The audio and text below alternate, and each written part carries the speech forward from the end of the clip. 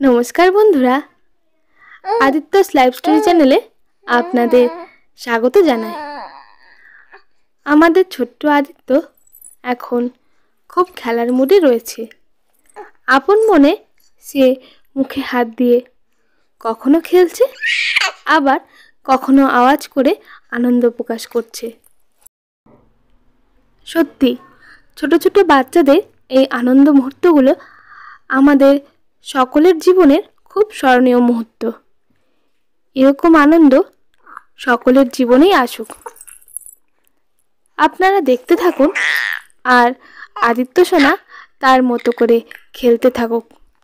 এখন এই পর্যন্তই, সবাই ভালো থাকবেন।